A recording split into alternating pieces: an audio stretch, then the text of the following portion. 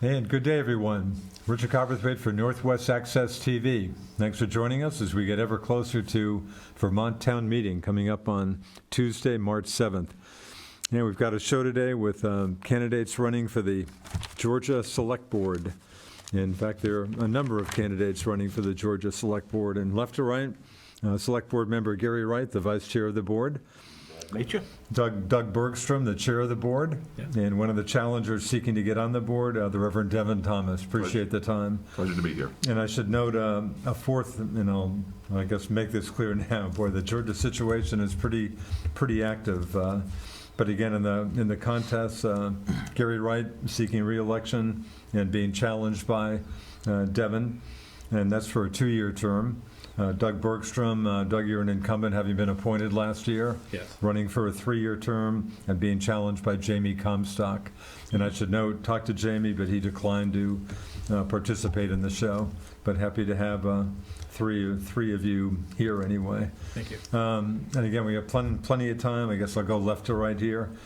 Gary, give us some background on yourself. Tell the folks about who you are, and again, you've been on the select board for how long? I've been on this current term 1 year. I grew up in Vermont.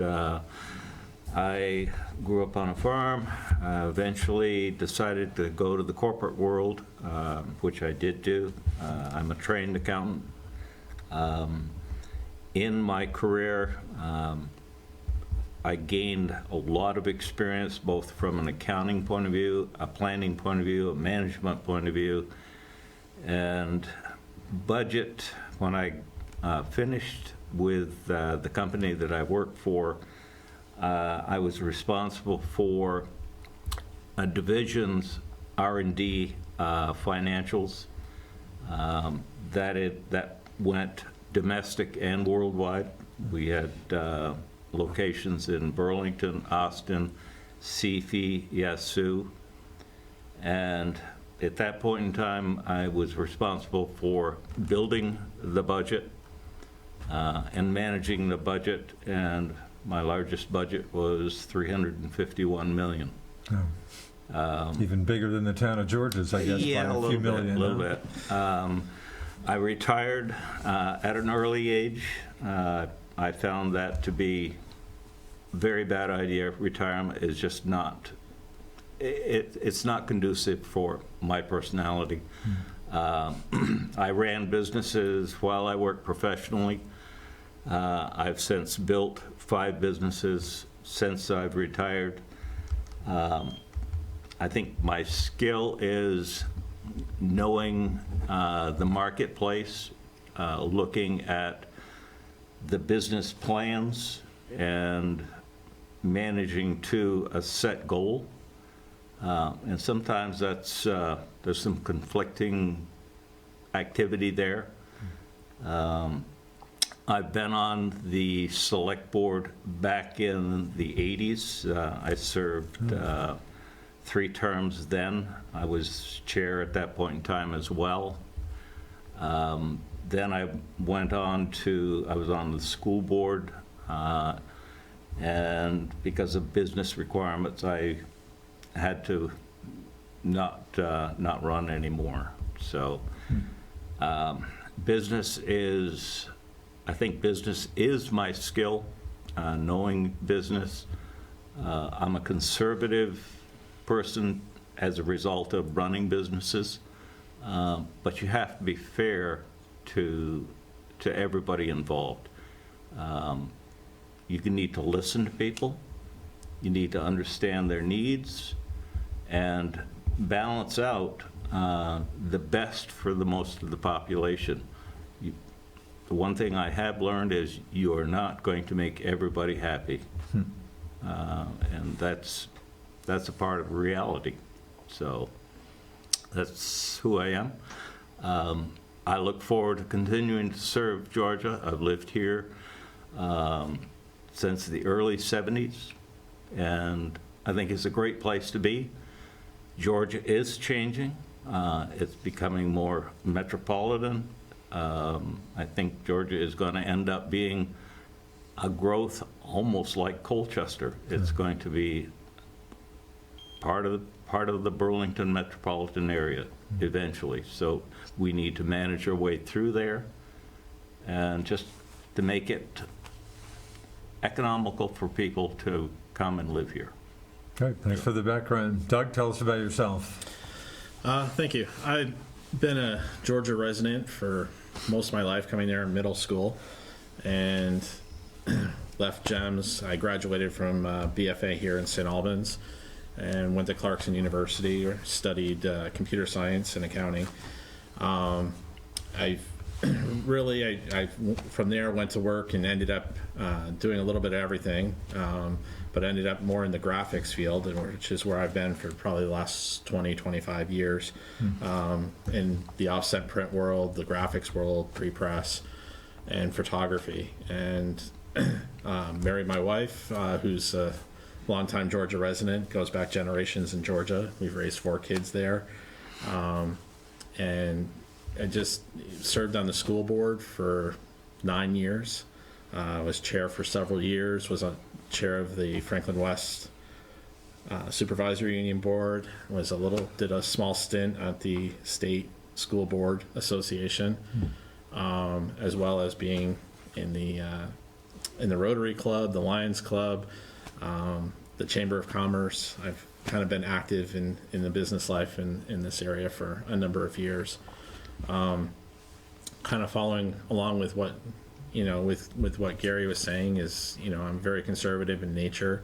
One of the things I've always done in business was always try to find kind of the best way to do things, the most productive way of doing things, and without spending a lot of money. And really we kind of take that down into what the time on the school board and time in business of trying to really make all of that come together and work. And once again, back to what he was saying, you can't make everybody happy. So you try your best to find that middle ground where you can work with everybody. But sometimes that's difficult. And that's become more difficult, I think, in today's society. We're under much more of a microscope than has been. Social media has really kind of taken over. And it's really been difficult to try to do a lot. But we're trying our best. We're trying to be as transparent as possible on the board. That's one of my goals, is to keep us transparent, to keep us in front of everybody. But in the end, we've been elected there to do a job, and that's what we're there to do. Right. So you were appointed to the select board last year? I was appointed to take Sarah Nadu's spot, who moved to Texas. And I had run for the board against Sarah and lost by 14 votes. Really? So Wow. it was a close election. That reminds me, Carl LaRose, an old friend of mine, the longtime school board member. Didn't they have a tie vote some elections ago? And then Yeah, there was, in the second actually. vote, I guess Carl won and hung on to his seat. I think it was literally a tie vote. That's a pretty close election. Yeah, I served on school boards there, and it's a challenge. No matter, anytime you're in that public venue, it's kind of a challenge. Okay. And now I'm taking on kind of a new challenge. I stepped in as when our zoning administrator left in November. Kind of put the town in a difficult position. Not having a zoning administrator really leaves you in a precarious spot. And with the job market the way it is, we weren't sure what we were going to find. So I offered my services. My business usually slows down through this time of year. And so I offered to come in and act as an interim, which the board had put me in, and also had me wanting to look at the position and evaluate the position as far as what it was going to need moving forward. That appointment was through March, until March, when my business would start to pick back up and be busy again, and I wouldn't have time. So you're after another zoning administrator now? Are you trying to? Well, we have been. We have had no applications for zoning administrator. Really? No applications? No. Wow. And after some conversations with my wife and family, I decided to apply for the position myself. Really? Take a kind of a step back. I have the same problem in business. I can't find employees. Huh. So we're doing a lot more work. So I decided to step back a little bit and put my resume in, and I was appointed actually last week as the full-time zoning administrator, planning coordinator, DRB coordinator, and 911 coordinator. Interesting. Do you run into any conflicts with that job and being a select board member? Interesting that you mentioned Devin, that. I'm not forgetting about you. We'll get to you in a second. We have gone to the Vermont Sitting League and specifically asked that question.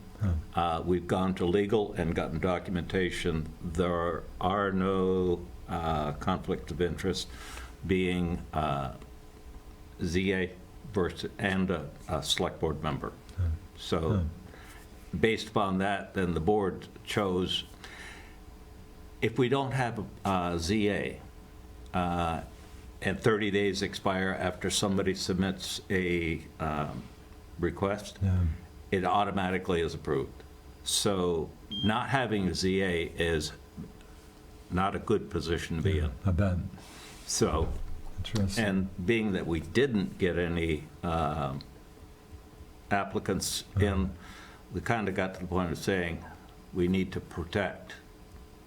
And so that's the, and Doug has, he has come across some interesting things while he's on the job. The efficiencies that he's put in is, I think, going to pay dividends. So. Interesting. Devin, tell us about yourself. I'm a preacher's kid. I was born in Connecticut, but grew up in Underhill, Vermont. So just need to clarify for that in case anybody needs to know whether or not I'm a Flatlander. I've been serving churches in Jeffersonville, Cambridge, Hyde Park, and Bakersfield. I've been at the Bakersfield and Jeffersonville Church for 5 years now. And I left Vermont to go to college and was lucky enough to come back. And I think I represent a demographic in Georgia, parents with kids who are also interested in getting involved in our community and trying to be of assistance. And I think that, that was a part of the reason why I ran for state rep a while back. That was unsuccessful, but I don't regret doing it because I got to meet members of the community. And I got to learn a little bit more about the town, which I now call home. I moved to Georgia, again, married my wife, who's a resident, who's a much longer-term resident there than I am. And she made it very clear this is home from now on. And so, I think that since this is where I'm putting my roots down, I want to help out as best I can. I think I also represent a number of community members in town who really would like to help out with what's going on, but struggle to sort of understand what's going on. We sort of find ourselves feeling like we're on the outside looking in. And I definitely do respect anybody who steps up and serves, but I do think that our current select board has been struggling to maintain its relationship with the community in a way that makes it so the community feels like they know what's going on. You're absolutely right. You're not going to make everybody happy, but I do think that ultimately we need to recognize that the select board are civil servants, and it is the voters, the community, that votes you in. And so that's a part of the reason I think we have 4 people running for the open positions. I think that there is definitely a group of people within town who would like to see more transparency. They'd like to see the select board's, the town webpage used more effectively. They'd like to see meetings called in a more timely manner. They would like to, they would like to know, that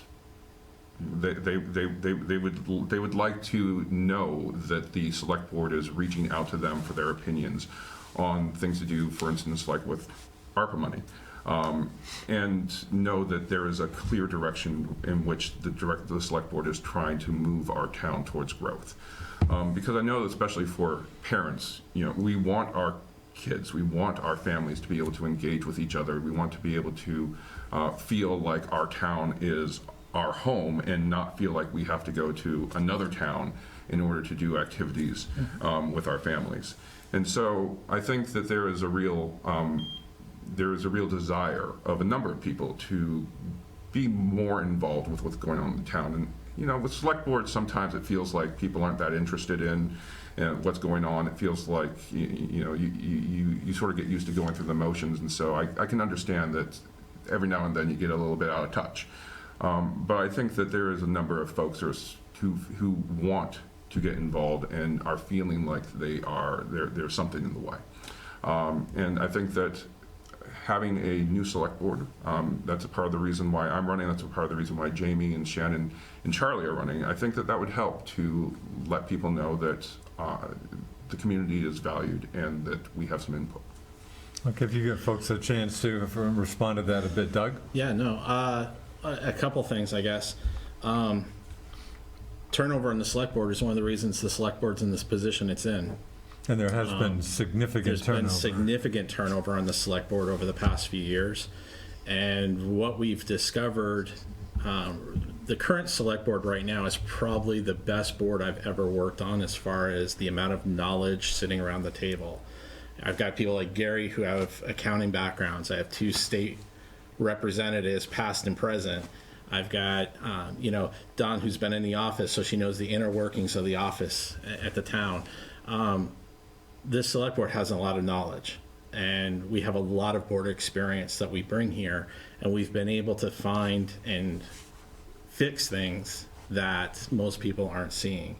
And the representation that I think, and I mean no disrespect, Evan, but coming to the board and asking questions is really the best way to get the information.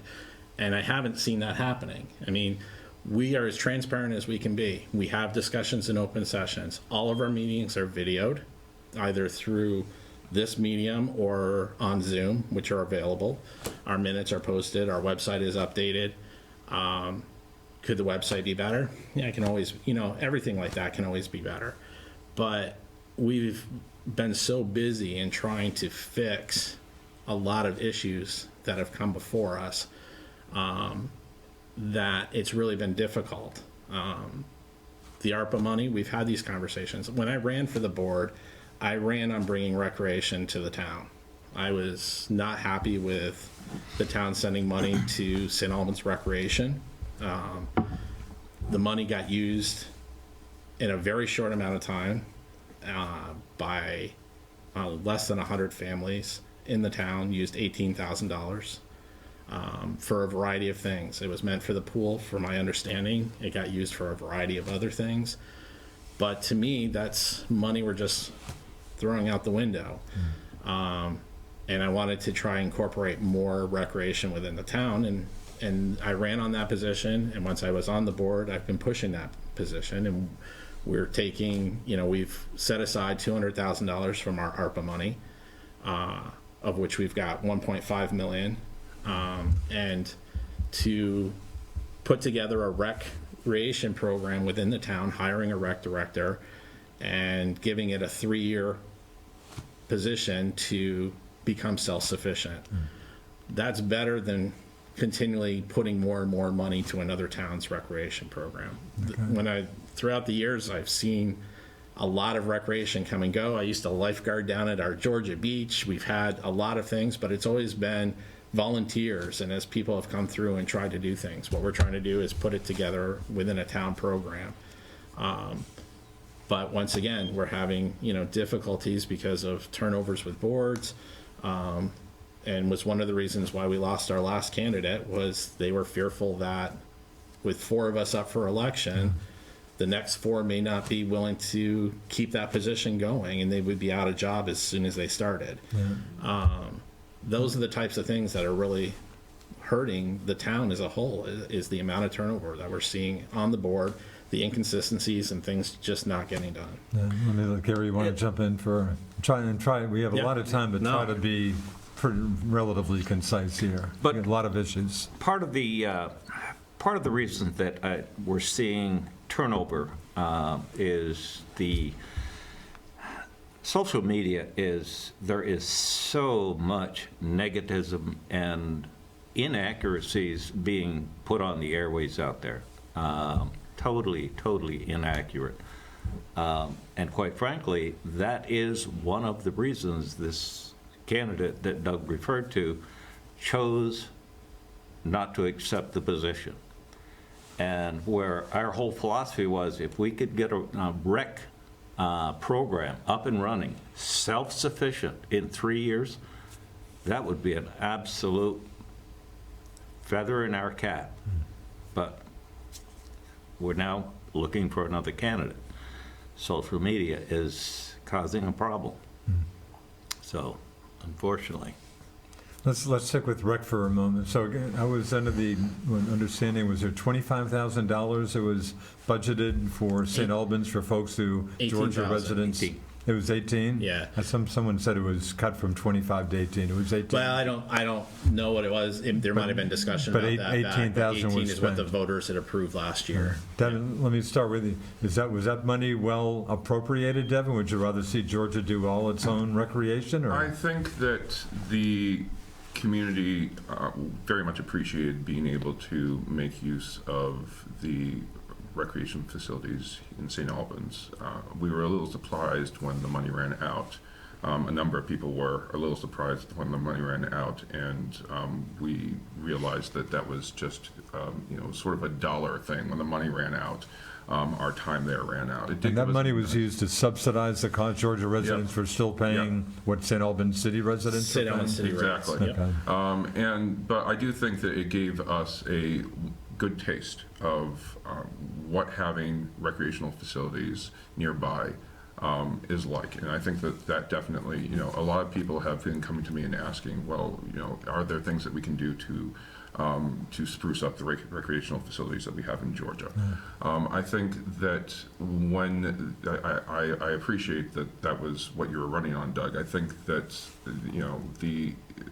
it would have been nice if the select board had hosted some sort of town session to ask members of the community what we were going to do with the ARPA money. I don't think that was ever done, and I feel that, again, it sort of ties into this sort of feeling of detachment that members of the community have with what's going on in the town.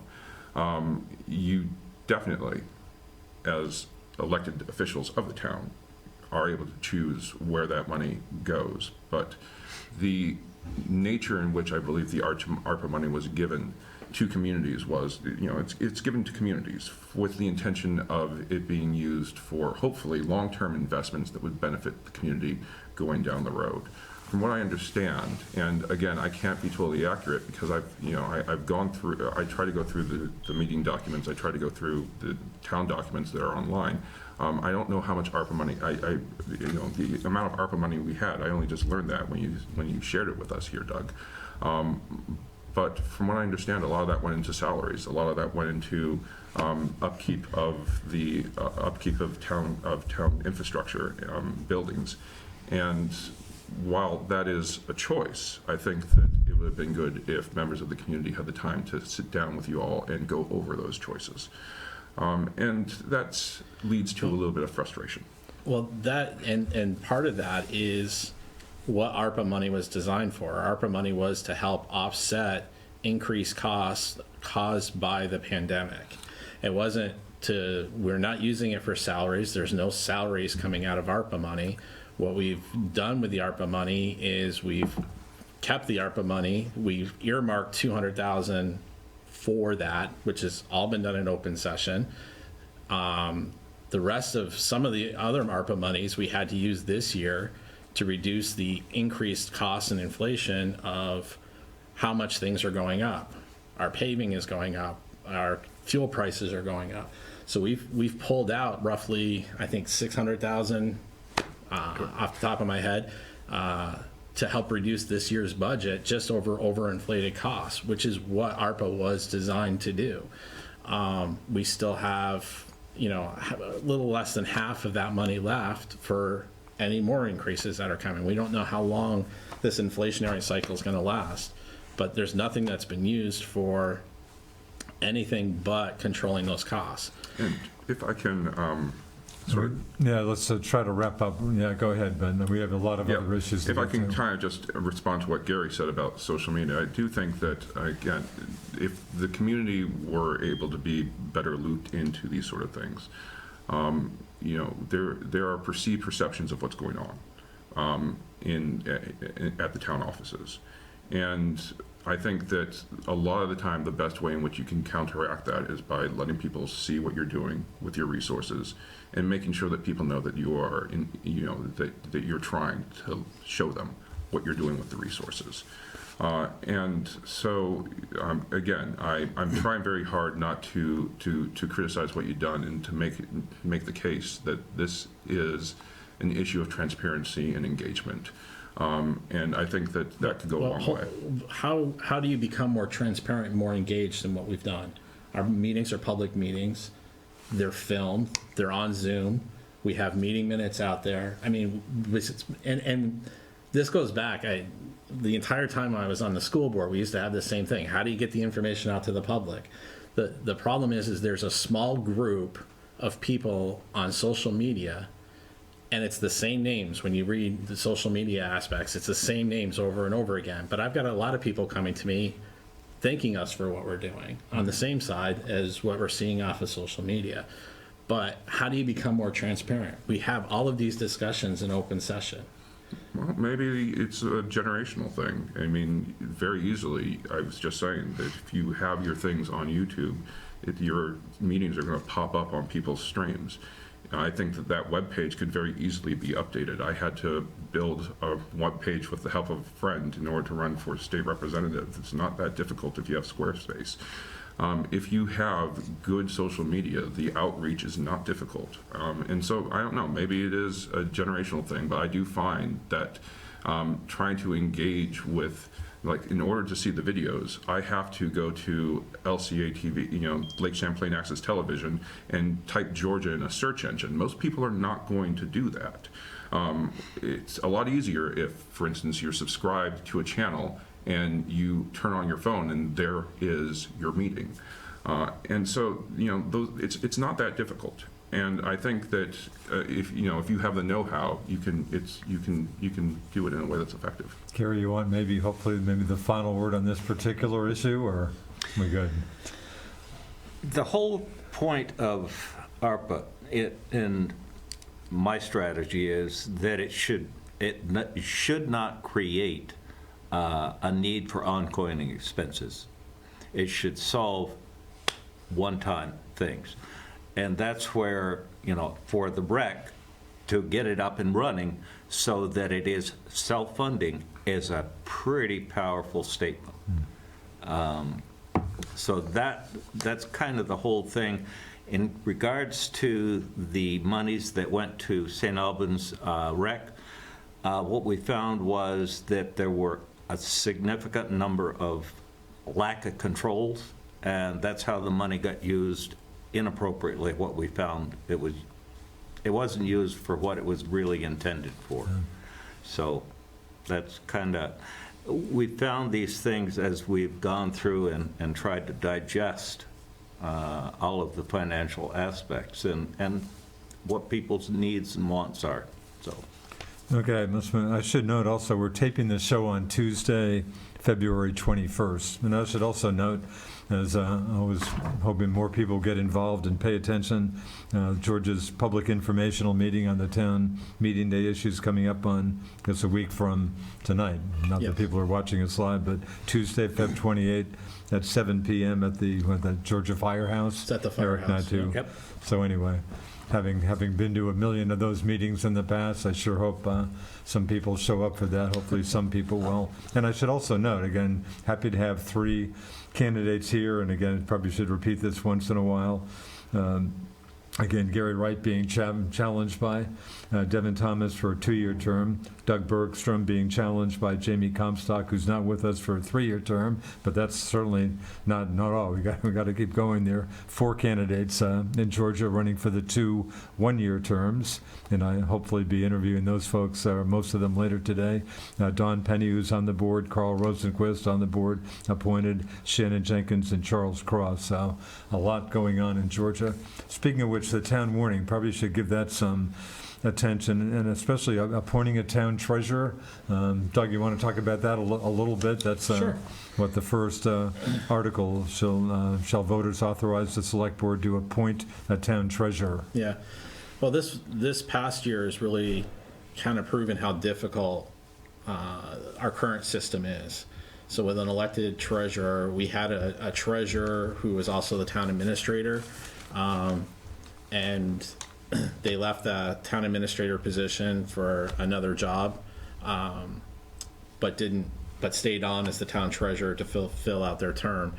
Unfortunately, with their work schedule, we didn't have that person available to us in the office anymore, and that became very difficult. Matter of fact, we had to create most of this budget just with the 5 of us around the table, without having that input of the treasurer until right towards the end of trying to finalize everything.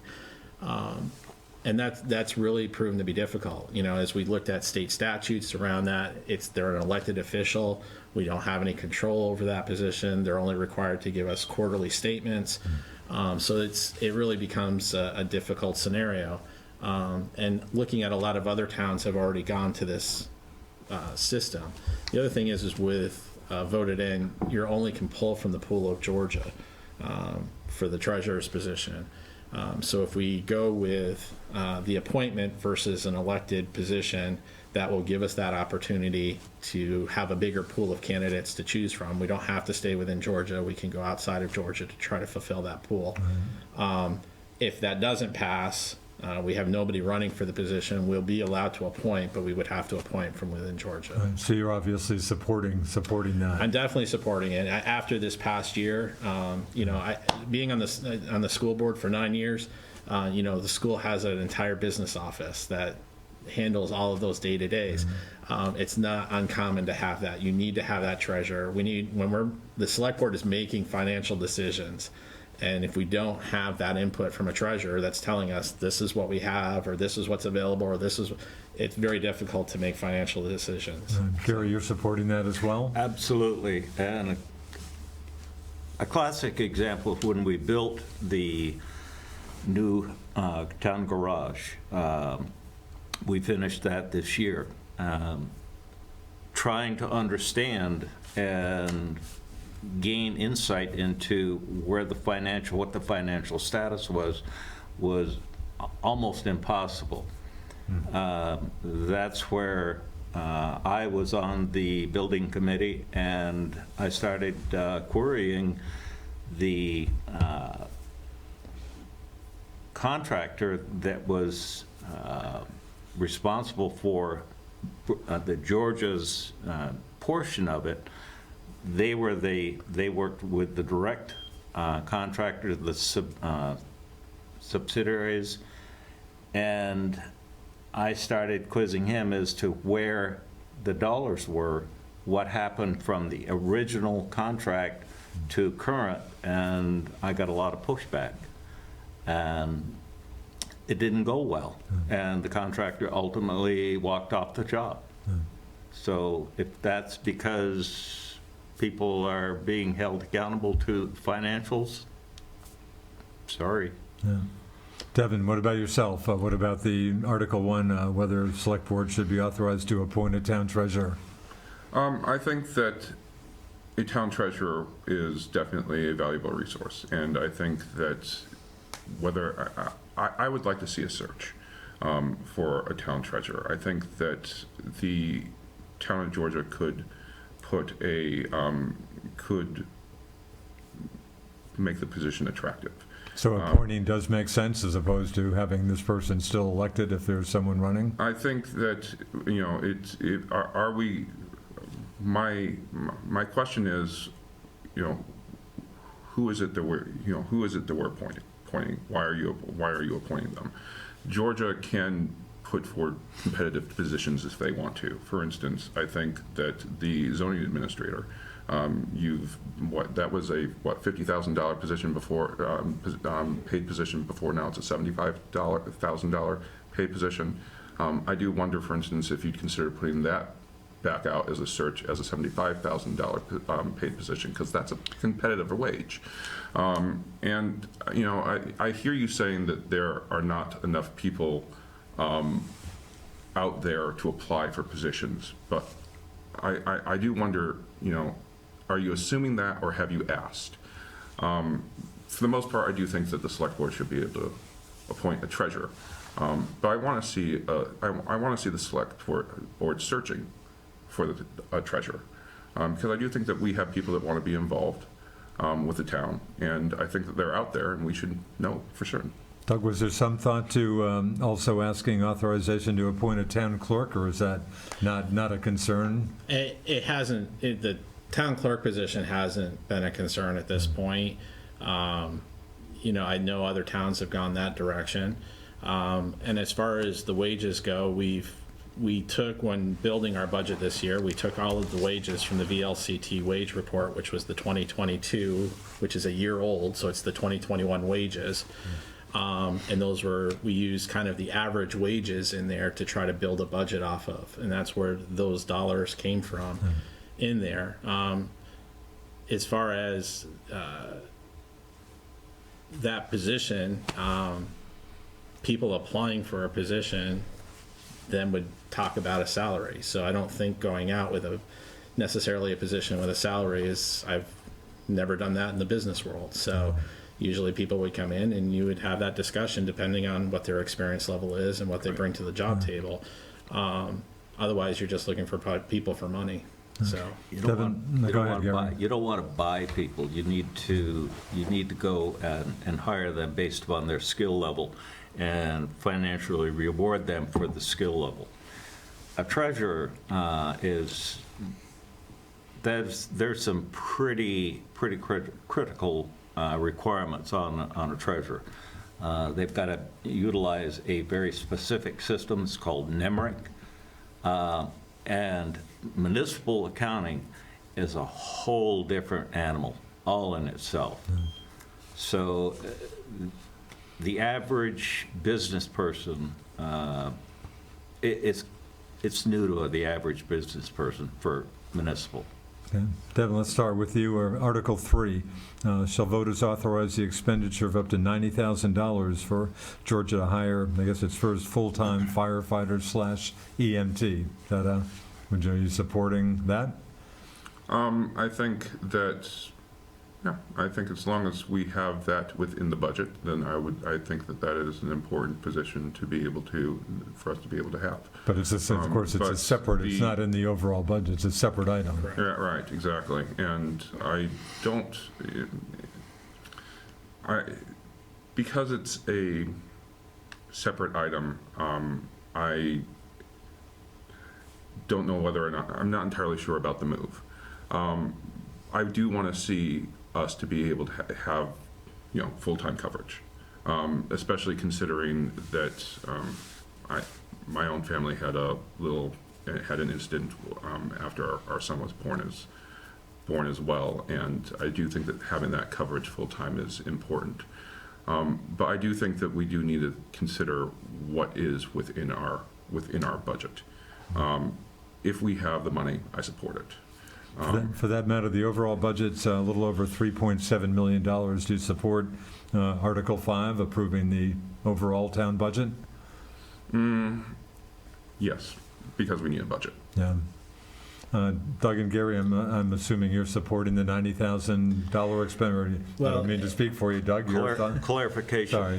The $90,000 is not in the budget. Right, as I said, it's a separate item. Because that's got to stand on its own. A couple of things Would there. you do that in the future? Say that's approved this time. Presumably, would that be part of the budget in the future, or who knows? well, yeah, it would have to be. Yeah, it would become part of the budget. But it's a separate item this time around. That's correct. Now, I think there's a legality issue that we have to be careful on. Number one, for one person to go to a scene alone, I think what you're going to find is that is not going to be acceptable to the legal community. So does that really solve a problem? You back up and say, okay, Georgia is headed toward a full-time fire department. you have to ask the question, why is it that some towns have gone away from it? For example, St. Albans City, full-time fire department, disbanded. So you kind of have to say, Or at least Why? downsize significantly. yeah. Sure. So I'm a little bit cautious on that one. Doug? Yeah, the reason we put it out this way was because it's not really been, I would say, controversial, but we're adding something that Georgia's never had. We've never had anybody in a full-time position. We've only been paying them for a few years now, and it's a big jump, and it's a commitment. Unlike, I saw somebody mention once again that, well, they're hiring a rec director, but they're putting this separate. Well, the rec director's to be self-funded, so it shouldn't cost the community anything after 3 years, and if not, we could get rid of it. This is a different animal. This is going to be a piece that's going to be in there. And along with what Gary's saying, one of our concerns is when we put one person in, it's not going to be acceptable. They might be able to do a rescue scene. They're not going to go to a fire by themselves. So we're going to have to add more people, and it's just going to keep going. The fire departments, from my understanding, they work as a community. So in the event that we don't have somebody who doesn't respond, which I don't think happens very often, we have St. Albans, we have Milton, we have Fairfax, we have all these other communities that come in and help. We also have contracts with Vermont State Police, and we have contracts with AmCare. So if there was something that happens, we have rescue coming from AmCare. We have other sources. We've done this. This is not to say it's the way it's always been done, but it is. But this is a big step, and the reason why we are looking at putting this out for the community to vote on separately from the budget. So it does sound kind of like we're almost on the same page. I do want to see us have a full-time, I would love to see that coverage, but I also want to make sure that we have the ability to maintain it. Right. St. Albans Town went that route, as I'm sure you know, several years ago with Chief Bob Cross becoming the full-time person. But, and of course, sounds like all communities are just hurting for volunteers. Has that been a problem with Georgia? We just FD lost- just trying to find enough 2 or people? 3. Yeah, we just lost 2 or 3 from the fire department. Really? So, Wow. yeah. Sounds like just about everybody's got that Yeah. issue. How about police coverage? That's certainly an issue that got plenty of attention when Sheriff Roger Lunge, now former Sheriff Roger Lunge, took over, and I guess a contract had been negotiated with the Sheriff's Department and the town with his predecessor, Bob Norris, now is one of our state senators. And again, I guess the sheriff was looking, or Luncheon was looking for more money, saying the contract wasn't good enough anyway, couldn't come to an agreement. So anyway, Georgia ended up going with Milton Yep. PD for, I think, not too many hours. But are you comfortable with Milton PD? Do you want to keep that? Or would you, Milton PD has been great. how many hours a week? I think we're getting, I want to say 10. 10 hours a week. Yeah, don't quote me. We're not currently in a contract with them. Our contract ended as of January. We have been trying, this is one area that we've been trying to listen to what the townspeople have been saying, which is I've been hearing we want more coverage. That sure doesn't sound like much. I mean, I think I've seen that No. figure before, and I was struck by No, how little we don't- coverage it's. Yeah. The problem is there's not enough police. And this is a situation that we've created in not only in Vermont, but nationwide. But we can't, there's not enough officers. So we've been trying to work an agreement with Milton to actually, what we'd like to do is hire on 2 officers, then run them through another agency. So because we obviously can't afford to do it on our own. So you would have liked, or you would like to get more coverage than We would you're like getting to. from Milton? Well, yeah, and you just no. can't. And We just can't. It's not available. Nobody will write the contract. So Have you thought? We have a new sheriff, of course, in Franklin County, John Grismore. Have you thought to maybe talk to him about coverage? we haven't gone there yet. I think there's been a lot of controversy there that we're kind of waiting on.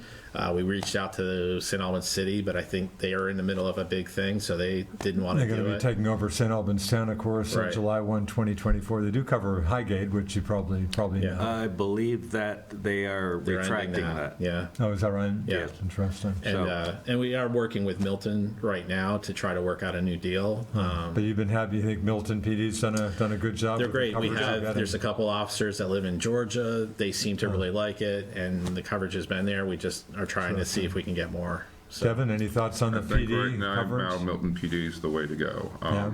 I do, I'm going to be honest, that's not my field of expertise, but am familiar with the controversy over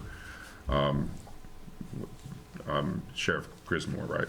And No, the controversy was with his predecessor, Sheriff Longevin, but Sheriff Right. Grismore's the new sheriff in Right, town. right. So I do think that right now people are comfortable with the policing that we have, and so I definitely would want to maintain that. Interesting. Gary, when you're out and about campaigning or talking to people, what's the biggest issue? Is there one dominant issue on voters' minds when you in your reelection bid? It really, what I'm hearing is it's expense. People are very, very concerned with both the school, the total tax, and obviously the primary expense is school for any taxpayer. And for the record, we should note, as I think probably a lot of people are familiar with, but about 3/4 or so of one's tax bill is on the school side. Correct. About 1/4 on the municipal side. Correct. So when we were building the budget, we built a budget based upon what is referred to as a zero-based budget. And then we also requested, after the zero-base input, what is it that you want in priorities, priority 1, priority 2. When we had the zero-base input from the department heads, we had, I think it was a 38% growth year to year. That's kind of very, very difficult. We found some ongoing problems that had not been addressed, and legally we've got to address them. We have a failing culvert that goes into the industrial park. That's $300,000 that had been overlooked for a point in time, and this has to be addressed. That's our commerce. So, and we took the opportunity to take $300,000 out of ARPA and fix what had not been addressed in time gone by. So, Doug, what are you running? Any, again, dominant issue out there? I would say right now it's kind of all been around, the budget, what he was saying, budget dollars. Recreation seems to be a hot topic. Policing has been another hot topic. It's a little bit all over the place, I guess I would say. So yeah, it's and we're trying to work on those things. I mean, those are all things that are currently in. The roads and bridges are another major issue that we've, from the past boards. I don't know if it's the turnover, if it was the experience level, but we saw a lot of things that just didn't get done or got delayed. We've got almost $3 million in bridge money that we need to find over the next couple of years. They were storing away money for bridges, but it totaled $165,000 in what they had put away for bridges, and we've got $3 million in bridge repairs.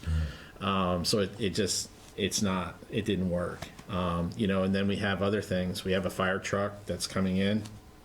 It's a $400,000 purchase roughly, that didn't go before the voters, and kind of slipped through.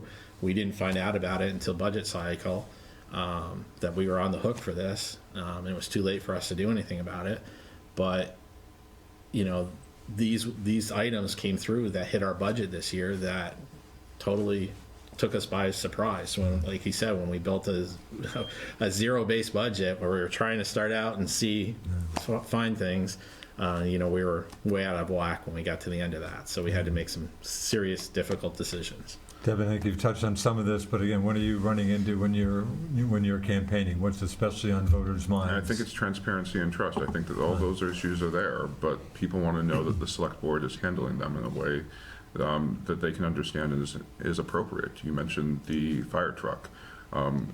We've been slammed with that cost. How are we going to pay for it? I think people are also a little confused about Doug going on as zoning administrator. You said that there's no conflict of interest as far as the state's concerned, but we had a town code of ethics that I believe was scrapped by this current select board that said that was a conflict of interest. And so people are confused with the decisions that you're making. And I think that a little bit of clarification would go a long way to be able to ease the relationship between the town. It's not that these are not, it's not that the budget's not an important issue. It's not that policing isn't an important issue. It's not that the fire trucks not an important issue. It's that people are wondering whether or not those are issues that you're actually addressing. And so I'm taking up a little bit too much time, but I do think that issue of transparency and trust, that needs to come first. Down to about 8 minutes. Time flies. Downtown seems like I read occasional stories about Georgia trying to create a downtown district of a sort. Am I dreaming about that? A big issue maybe, but is that That's what it's referred to as the South Village. the South Village? We've got to have a center, if you will. If you're going to develop, you have to have a center. And that's probably the appropriate way to describe that. The Planning Commission and the DRB, that's the forum that have been driving that, and that is where it needs to be, and that has been happening on. And a good initiative? Is this an initiative? I think it's there's always going to be debates on whether you should or whether you shouldn't, but I think people by and large they're receptive to it. They don't want sprawl. But it's got to be a developed methodology. Doug, thoughts on the South Village? Yeah, I like the idea. The infrastructure is not there. I think that's one of my biggest concerns about that is, sewer and water. It's really hard to have that kind of the growth you need or want in that area without having that. Developers are less likely to come in without that. So I think it's a long term. I don't think it's anything we're going to see anywhere in the near future until the infrastructure is addressed. So, Devon? So I should point out that I'm running with there are 3 other people that also are representing the points of view that hopefully I share. Shannon, Jamie, and Charlie.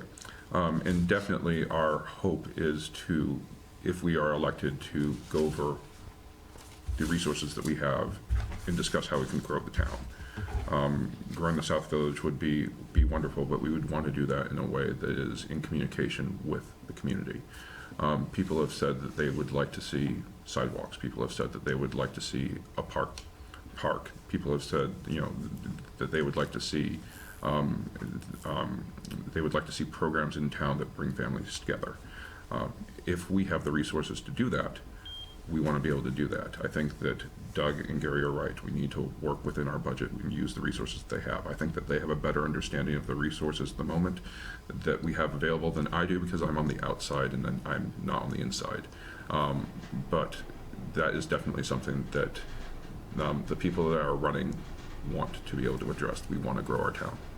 Again, probably shouldn't even get into this with just a couple of minutes left, but Lake Champlain water quality issues. I'm remembering some years ago when some of the shoreline properties in Georgia, when they lost some value, with water quality being that seemed like that was a big issue for a while. But Select Board dealing with water quality issues to some extent.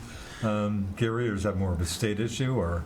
And again, it's a big issue, not much time. It's state, but we have a resource in town, a gentleman by the name of Kent Henderson, that is doing an absolutely phenomenal job. Northern Lake Champlain, that group? Yeah. He is doing a great job in putting programs together and working on that aspect. So I commend him immensely. Doug, any quick comment on the huge issue of Lake Champlain water quality? A lot of the zoning regulations have changed across the waterfront. There's stormwater runoff pieces that are going through, with Kent's project, but also the state is developing these stormwater runoff rules that are being applied across the board. So a lot of that is already being addressed or starting to be addressed as we're moving forward. But like anything, it takes time and takes money. So Devon Lake Champlain water, big issue. Is it getting enough attention? Criticism you always hear is, hey, it's been studied to death. Anyway, but your quick thoughts on that? I think that being able to maintain our water quality is important in any way that we can help that's reasonable. We should definitely do. Yeah. We want people to be able to enjoy our water resources. We want people, and I think that that's definitely a top priority. It should get more attention. And how many miles of shoreline does Georgia have? You know? I'm not even sure. I think it's in the upper teens. Oh, significant, obviously. And the thing there, Just very quickly, if you can. okay, yeah, I'll skip on that one because that one could get into something. Yeah, that about 3 minutes. I'll give you each about a minute or so for a closing statement. Gary will do the same order. Start with yourself. Just make your case in a minute or less. I like working with people. I'm open to entertaining any conversations that people have. If people want to, that have a hot button that they want to know more about, then they should be talking to the people that represent them, and that is the select board. Coming into the office, sending emails, and quite frankly, that really doesn't happen very much from my experience. A lot of complaints, but nobody's asking questions. And we're trying to get the information out there as in public. It is available. So. Doug, very quickly, make your case. I've lived in Georgia, like I said, most of my life, and there's nothing there that I wouldn't do to help the community grow, and it's just part of my nature of trying to help and trying to be a part of that, and I think, the rhetoric of the transparency, you can, we're as transparent as I think you can be, but sometimes people have to, like Gary said, you have to reach out to us. We'll have a conversation with any of you. We'll show you anything you want to see. But we're not getting that feedback. We're not having the people come to the meetings and ask questions, and that part of it it's difficult to really gauge when you're not seeing that side of it. So, but I would look forward to spending more time there and doing more. We're just getting started. Yeah. Devon, give you the last word. I think that, I hope that I have the opportunity to serve, and I think that there are quite a number of people who are in the community now and are excited to engage. I think also that I want to give you both the due respect that you deserve for serving the community, but I also think that we need to, as public representatives, it is important for you all to reach out and engage the community. I think that to a degree it's important for the community to engage for you, but as representatives should be going out and engaging with their constituency. And we need to recognize that there are people that don't feel like they're being engaged, and I think that that's important. And that can be done in a variety of different ways. So I thank you for your service. And if I don't win this, I hope that you'll lean on me and other community members to maybe make your job a little easier. Very good. Appreciate it. Devon Thomas and Gary Wright, the incumbent here, running for a 2-year term. Incumbent Doug Bergstrom being challenged by Jamie Comstock, who's not with us, running for a 3-year term. And again, 4 candidates running for the 2 one-year terms: Don Penny, Carl Rosenquist, Shannon Jenkins, and Charlie Cross. So a lot going on in Georgia. And again, that public info meeting Tuesday, Feb 28 at 7 p.m. That's going to do it. Thanks for the time. I appreciate you folks coming on. Thanks to Paul Snyder, the boss man out there, for doing all the hard work.